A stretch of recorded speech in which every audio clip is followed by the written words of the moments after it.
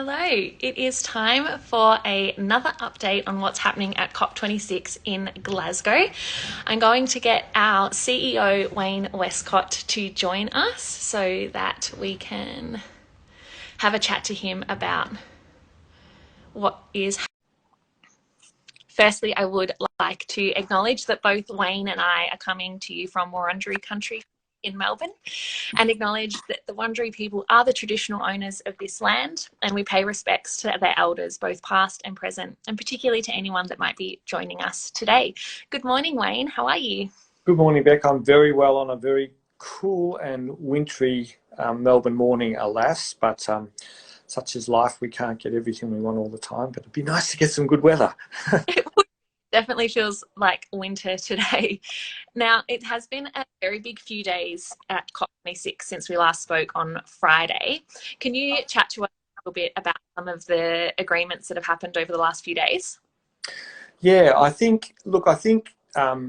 suspect a lot of people are feeling, as I'm feeling, a little bit let down by the whole process at this stage, which is a pity. But it's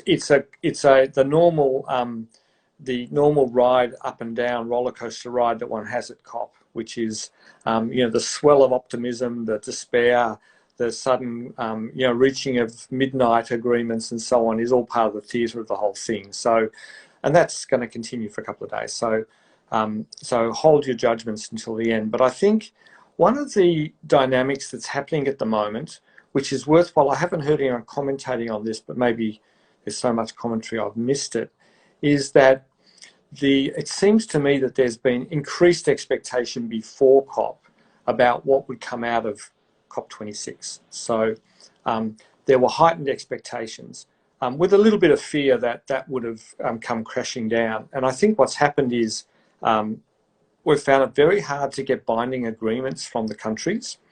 We're finding it very difficult, and our own country is an example of that, where our net zero emissions target is simply a policy announcement. It's not a legislated a law at all. And so, and I think that's a real problem. I think that's a problem both for the ability to execute, but also to transfer in liberal democracies across governments. So I have a problem with that. So I think that one of the key outcomes has been that countries are struggling, with some notable exceptions, to come up with clear binding agreements.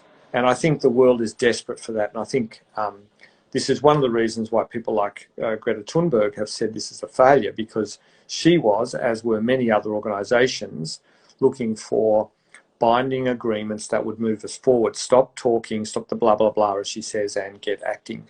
And I think all power to her. And I think she's right. So what's happened instead is we've got all these multilateral and bilateral agreements that have proliferated more than ever. I spoke briefly about the deforestation one at our last session, and we've had agreements to reduce to end coal, so the deforestation coal have been particular ones. You also know the methane agreement, which Australia sadly didn't join and should have joined, has also been another one. Now, what do these agreements really do? I think they chart a course. So I'm going to drop into slight UN speak here for a moment, but the way they proceed is that the UN charts something and then tries to gather support for it. And so over time, more and more countries join up, they get properly funded to do the action, whatever the activity is, and so on. Now, that all sounds fine, but it takes a long time to do this. And I think, as I think I mentioned early on in this little series, Beck, I was in COP4 at Buenos Aires back in the mid-90s or late 90s, and that's a long time for things to gather up and get all the cats herded into one way. So I think the bilateral agreements and multilateral agreements are fine because they are charting a new course, but to be honest, I think most of us are a bit impatient for real work on the ground. And I think also enormous concern that these policy directions are worthy but are actually replacing what should be happening, which is countries deciding and legislating for the future. There's also been a lot of geopolitical talk. You probably saw that President Biden had a good whack at China and Russia, and perhaps a reasonably so, although I think there's a bit of debate about that.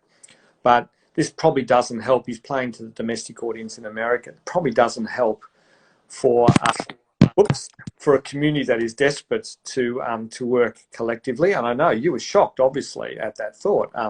But I think it's important that we who are sitting in the middle of this, watching this COP, don't get too discouraged by this trend. And we still have a couple of days, so let's just see what happens by the end of it. Yeah, I think that's a good point. We did go into this very optimistically. And so can you tell us a little bit about why there is reason for hope and some of the processes that we need to follow to make that happen? Yeah, I mean, I think I'd just pick out one thing to mention that some viewers may be interested in hearing about is really, I think, that to me, as someone who's followed COP over the many years, there's a very strong representation here by First Nations communities. So everyone's talking about fossil fuels, who people are suggesting are overly represented. Back in the early days, in the late 90s, it was nuclear power, which was very strong at these COPs. It's still there, but it's the fossil fuel companies have really moved into COP in a big way. And of course are controversial in their involvement. But I think First Nations have asserted a very interesting place, and I think driven by some very articulate groups that are in there talking about, as we know, First Nations manage something like, I think it's 40% of global biodiversity. Now, maybe more than that, but I'm pretty sure it's 40%. In which case, someone's probably Googling right now and about to send me a note to say you're totally wrong. But the importance of this is that First Nations are not only in themselves an important part of civil society, and there's been some very interesting discussions about how they have been involved or not involved in the past, but they also are exemplars of an alternative way of watching, of being part of the global community. So individuals and collectively as communities, Indigenous communities often will have a much stronger land ethos than those around them, and that becomes a very important part of the climate action solution. So why is that important? I think it's very important because we in Australia still are on a long path towards reconciliation, and I think one of the examples of how we can bring these important issues together is in a project we're running at Noosa, where we're working directly with Cubby Cubby Indigenous Corporation, a wonderful group that hopefully will be getting their native title next year, working with this great group of people who are directly working with us to reforest 1,100 hectares of koala habitat at the back of Noosa. So why is that important? Well, I think that brings together this notion of, land management as more than just, let's just do something that provides something for the ecosystem. That's critical, but we often talk about it within Greenfleet, ecosystem restoration is social restoration, and bringing those two together is now that's a simplified version. They are much more sophisticated approaches to this, but I love the way I'm hearing that language from COP26, and I think there's an opportunity for many of us to pick that up in our own countries. So I think that's a point for hope, Beck, is that we can come back to our own countries or take those messages back and think again about how the future of sustainability won't be one party, won't be the government, it won't be private sector, it won't be even civil society as the UN calls us, the rest of the world. It will be us all working in concert, collaborating together, and that sounds easy, but is incredibly difficult to do. So I think what Indigenous communities are signalling is A, they are on the front foot and want to work with others, but B, that they bring a land ethos which is very exciting and very aligned to long-term sustainability goals. And again, for those who are interested, our Noosa project is probably a good example of how that works, and we are determined to do much more of that work over the coming years. That's great. Thank you so much for sharing all of that, Wayne. I think we might leave it there for today. There's definitely a lot that will probably still come out over the last few days of the conference.